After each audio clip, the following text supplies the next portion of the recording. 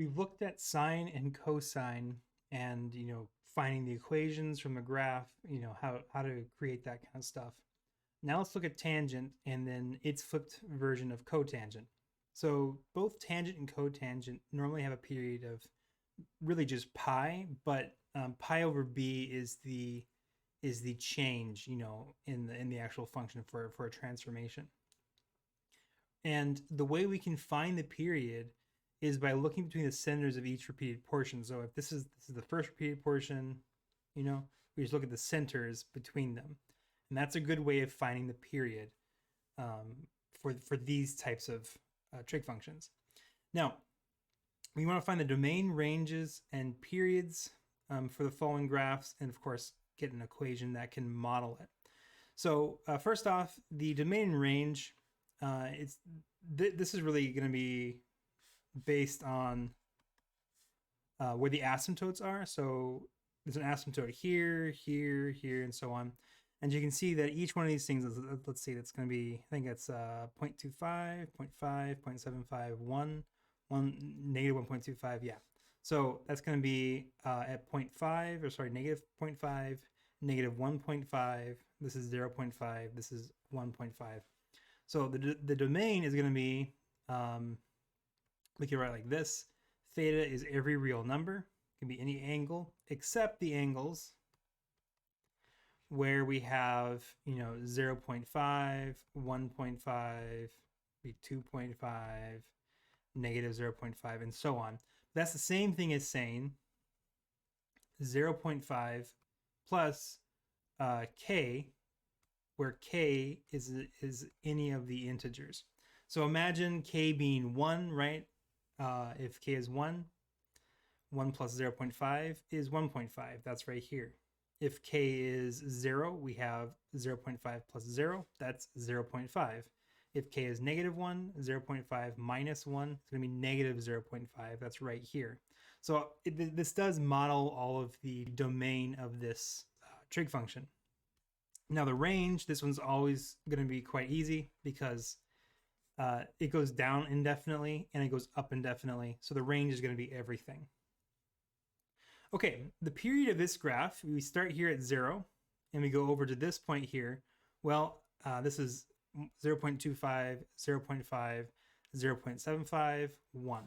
That means the period equals 1. And this is the important distinction in that the period is supposed to be pi. That's what the normal trig function is. If we look actually on a graph, which I have down here,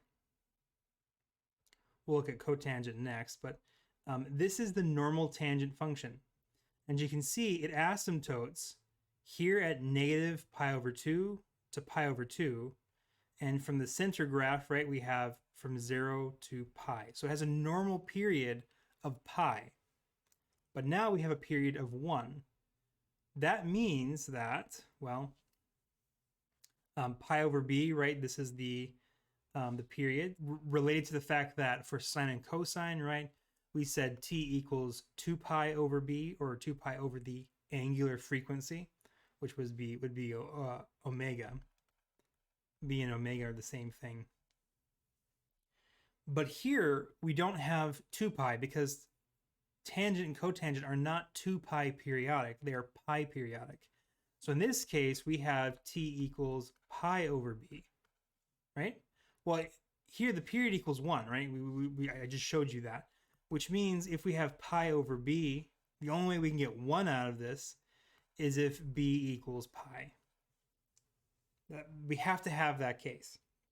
Now, the other important thing to note is that in the tangent, first off, we know that it's centered on 0, right? For this tangent function that I showed before, this one's centered on 0. So that means it's not been shifted left or right. You could do a shift, right? Because there's infinitely many that you can just shift to the left from this point there. But there's no reason to do that if you don't have to.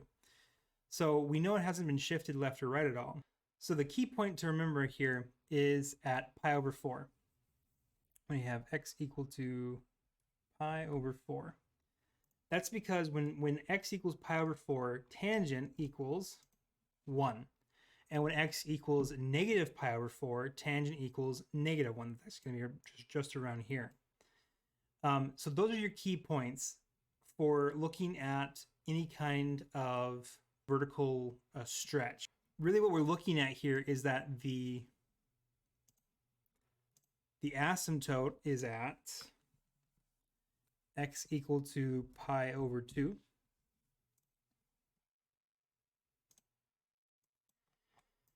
And so if we have an asymptote of x equal to pi over 2, pi over 4 is just halfway between that center point where it touches the x-axis if it's not been shifted up or down at all. If it's centered right there, then all the way up to the asymptote, that's your really half period, but in this case it's pi over 2. And then halfway between those, you're going to get the central point, which goes up to 1. That's how tangent always works. It has this halfway point. Now for our function, we don't have a period of pi, we have a period of 1, which means our halfway point's not going to be at pi over 4, but half of 1, which is going to be, or sorry, half of this asymptote here. This asymptote is at 0.5. That means halfway is going to be right here at 0.25. And then negative 0.25, and then we have again a asymptote at negative 0.5. This halfway point here and here reflect the same thing as the pi over 4 and negative pi over 4. And you can see that this goes up to here, which goes over to 3. This goes here, and that goes over to negative 3. That tells me that normally it's supposed to go up to 1, but in this case it's going up to 3. That tells me that there's an amplitude, a vertical stretch of 3. It's supposed to go to 1, it's now 3, that means it's been multiplied by 3. That's how you can find A. You're always finding these key points, and the key point again on tangent is pi over 4 goes up to 1, but really pi over 4 is whatever the halfway point between the center and the asymptote is. Now we know what A and B are. I said there was no vertical shift, so there's going to be no phase shift, which is the same thing as C. This is just going to be 0 because of how we're going to write this. It's also not been flipped vertically. It has the same shape. It goes down and then moves up and to the right. That's what the original tangent function does. It goes down and moves up to the right. So we don't have any kind of vertical flip. Now all we need to do is do the vertical adjustment or vertical offset. And this is also 0. That's because we are centered right here at 0, 0. So it's not been shifted up or down. It's right there at the center. So we're good to go in that regard. So that tells me that this function, we'll say tangent transformed. A is 3. B is pi. There's no C and there's no D. So this is what we should get. Let's check that. Okay, here I have the graph. I've written it exactly as I had shown. And we can see that we have a period of 1. Goes from 0, 0 to 0, 1. And let's adjust the y-axis a little bit.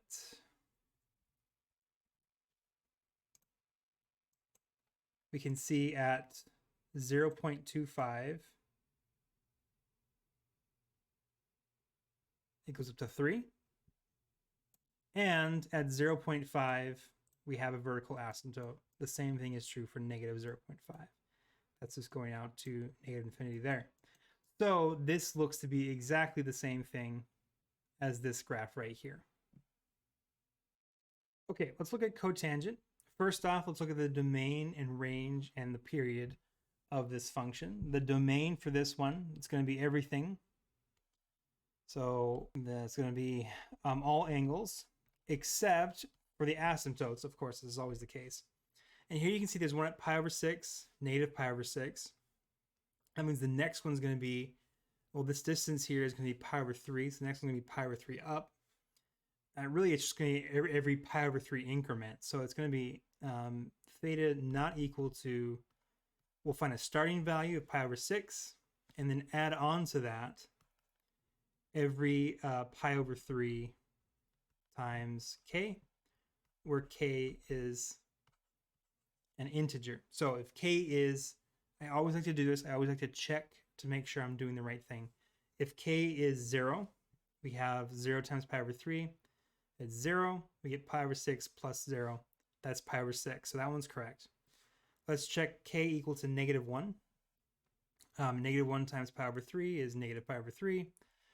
Pi over 6 plus negative pi over 3, the same thing as negative 2 pi over 6. So it's going to give us negative pi over 6, and that's this one right here.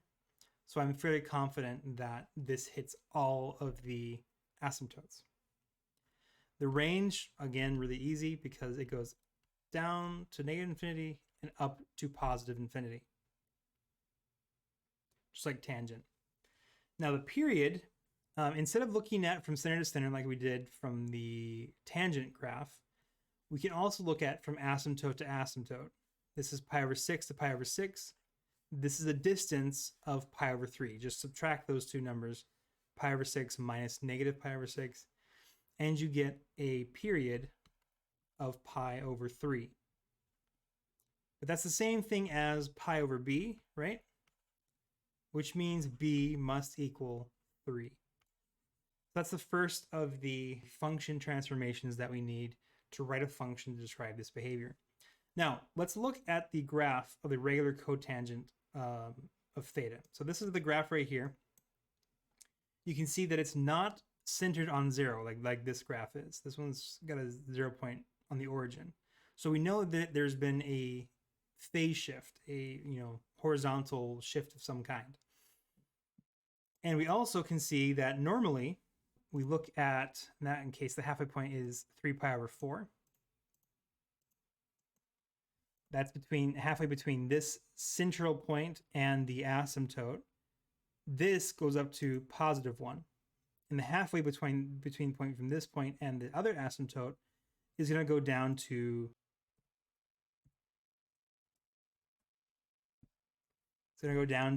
negative 1.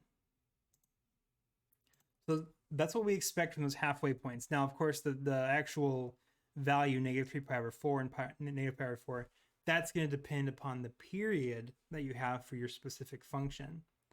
But for our purposes, we have the halfway point is right here at negative pi over 12 and pi over 12.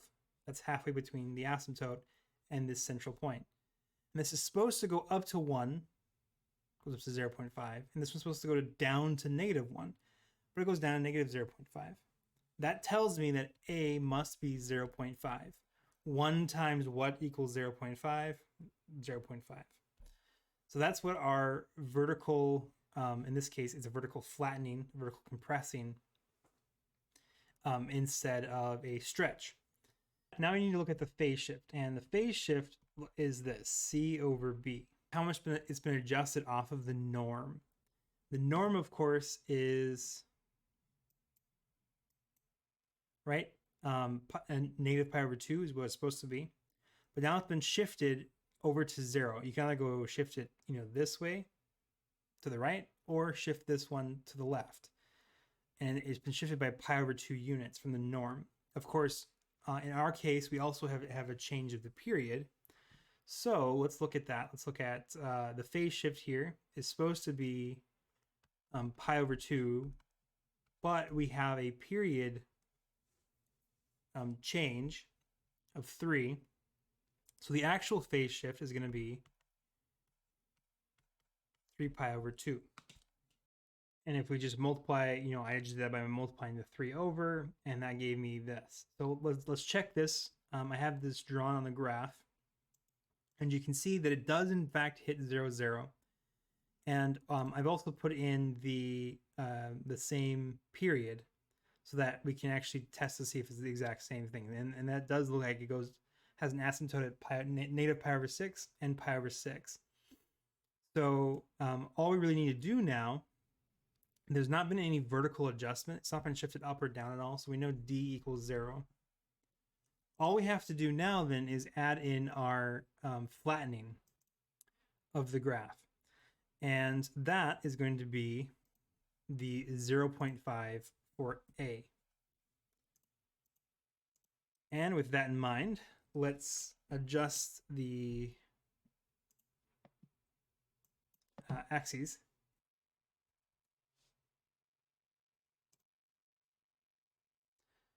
Okay, and as you can see, we do in fact have an asymptote at pi over 6, negative pi over 6. The halfway points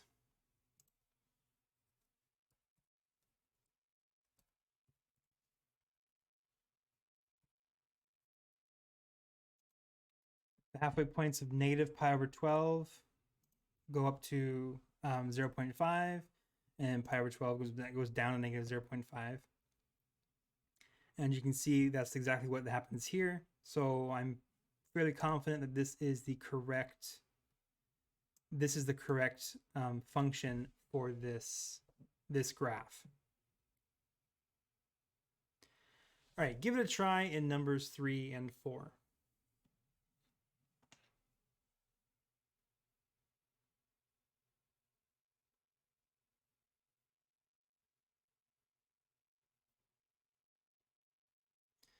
Okay, when we look at cosecant and secant, we're going to deal with these a little differently, because what we want to do is graph sine and cosine.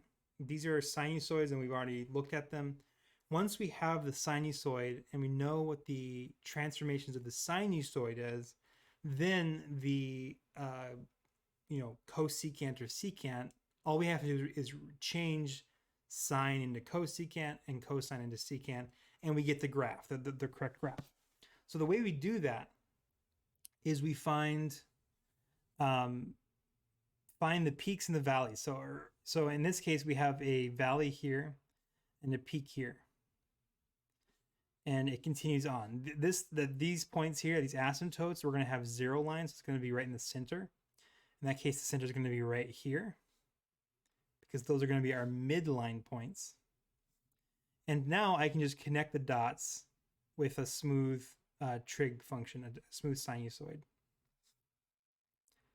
Goes like this, and then goes up like that. Okay, what this tells me is that I can, instead of looking at a cosecant function, this is based on a cosecant, I can instead look at a sine or cosine, depending on what we need. In this case, it's a cosecant, which means we want to have a sine function, because the reciprocal of cosecant is sine. So we're going to create a function that fits this exact sine function, and then we're going to change that to cosecant, and it should work perfectly. Before we do that, let's look at the domain, ranges, and period of this cosecant function. So in this case, we have a domain of everything, except, of course, where we have asymptotes. We have asymptotes at 0, 0.5, negative 0.5, and so on. That's going to be 0.5k, where k is an element of an integer. Right? When k is 0, you get 0. K is 1, you get 0.5. K is negative 1, you get negative 0.5, and so on. That fits all the asymptotes. The range is going to be from negative infinity up to this 0 line. This is the x-axis, so it does hit 0. And then it's going to continue at, let's see, this is 20. That means this must be 10. And each one of these lines are going to be 5 increments. It's going to be from 10 up to infinity. That's the range. And cosecant and secant both have periods of 2 pi, just like sine and cosine do. In this case, we have a period. This is this, and then this one is all part of the same period. Then you can see it repeats right here. So we have negative 0.5 up to 0.5. That is a full period, where it does one full non-repeating motion, and then it repeats itself. So negative 0.5 to 0.5, that's a period of 1. And this has the same thing as 2 pi over b, just like sine and cosine did, which means b must equal 2 pi. All right, we have our first transformation. Let's look at the other ones. Now we know this is supposed to be a sine function, since the reciprocal of sine is cosecant. So this has to be a sine function. And sine normally starts at 0, then goes up, and then goes down, and so on. So this looks like it's the exact same behavior as what a normal sine function would. So it's not been shifted left or right at all. There's no phase shift. Now, so that means C is going to be 0 as well. Now, it has been vertically offset. It's been shifted upwards by 5 units, because that's where the center, the midline is at 5. So we know D must equal 5. And all we have to do now is look at the amplitude. Normally, sine goes up to 1 and down to -1. In this case, the midline's here. That means we're going to go up 5 units. We're going to go down 5 units. This amplitude here is 5 units long. So we know A must be 5. The amplitude, right, is the absolute value of A. But in this case, the amplitude has not been flipped. It's just been stretched. So we have an amplitude of 5, and A then, right, this is equals the absolute value of A. But that means A must be 5. So there's no flip there. So this sine function is going to be, let's start it like this, 5 sine 2 pi theta. C is just 0 plus 5. But we don't want the sine function, right? We want the cosecant function. All we have to do to find that is just change this to cosecant. Okay, let's graph it and check. All right, this is my graph that I found by plugging in exactly what I had written up there. And you can see we have a period of 1. It goes from -0.5 to 0.5. It's the highest value of the lowest part is 0, and the lowest value of the highest part is 10. Just like we have in this graph here. Happens at -0.25 and 0.25. That's at 10. This is at 0 here. And then it asymptotes down to 0 and -0.5. Asymptotes upwards at 0 and -0.5. So I'm fairly confident that this is the correct graph. And all I did was I first found what's the equation of this sinusoid, then change that, sine or cosine, whatever it is, into the correct cosecant or secant. That's all you have to do. Let's see it again for this secant function. We have the peak there, valley there, and then a peak here. Where the asymptotes are, we have 0, since that midline is going to be right here on the axis. That means we're going to hit 0 here, here, here, and here. And then drawing a smooth curve. Looks like this. Since this is a secant, we know we're going to have a cosine function. This does look like a cosine function. It always starts at the highest value, then goes down as you go left or right. Before we do that, let's look at the domain range. The domain is going to be, as usual, every angle except the asymptotes. That's going to be at, let's see, this is going to be at 20 pi. That means this is at 10 pi, -10 pi. This is going to be at 30 pi, -30 pi, and so on. So it's going to be, let's see, it's going to be 10 pi plus, that's a 20 pi difference, times k, where k is an integer. So when k is 0, you get 10 pi. When k is 1, you get 30 pi. It's going to be this one. When k is -1, you get -10 pi. K is -2, you get -40 pi plus 10 pi. It's going to be -30 pi. So that's correct. The range, this one's going to be from -infinity up to, the highest point here is going to be at, what says this is 10,000, or sorry, 1,000. -1,000, that means each one of these is going to be, let's see, -200, -4, -6, -8, -1,000. So each one of these lines is going to be 200. And we have, this one's at -400. That's the highest value on the lowest part. and the lowest value on the highest part is going to be at positive 400. And it does hit those, so we're going to use a square bracket. Finally, the period. Period is from the repetition point. So this is the lowest part, highest part, and then we have the lowest part again. So it's repeating at this point. So from this asymptote all the way to this asymptote is a repetition. So that's going to be, let's see, that's going to be negative 30 pi up to 10 pi. That's a total distance of 40 pi across. So the period is 40 pi, and this is going to be 2 pi over b. So the way that works is if we divide, if we make b equal to 1/20th, because you multiply by the reciprocal, so you do 20 times 2 pi, that gives you 40 pi. All right, that's our first transformation. Let's look at the, I guess let's look at the amplitude real quick. This is the midline right here, right on the axis. And the distance from the highest value to the lowest value is 400. Same thing is true here, from the midline to the lowest value is negative 400. Well, it's 400 distance. So we know our amplitude, going to be the absolute value of A, is 400, and cosine normally starts at the highest value and goes down. This is going to be a cosine function since the reciprocal of secant is cosine. That means we've not flipped cosine at all. So A is actually going to be just 400.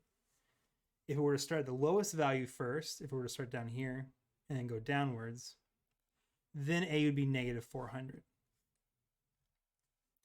Okay, we have A and B. Let's look at C. There's no shift left or right because we start at the highest value, which is what cosine normally does for the original function. Just look at the original cosine function and you'll see this thing looks exactly like it, just not with the right numbers on the grid.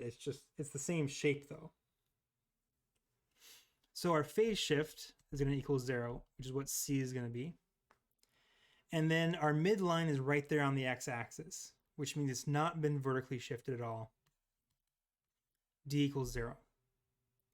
So let me write this over here. Writing the cosine function, it's going to be 400 cosine 1/20 theta. All we have to do now is change cosine into secant. And that should be the graph. Let's graph it and check. Okay, graphing this thing, I have this function here, exactly what I had said. And these are the same kind of labels on the axes, and then this looks correct. This is at negative 30 pi, negative 10 pi is an asymptote, 10 pi, 30 pi. This can be at 400, negative 400. And it's at, negative 20 pi, 0, 20 pi, just like this graph is here. Of course, if I just draw the cosine, the same exact thing with cosine, you can see that this is the that graph that I drew here.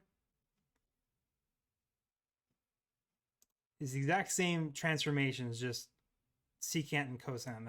That's all I've changed. All right, give it a try in number 5.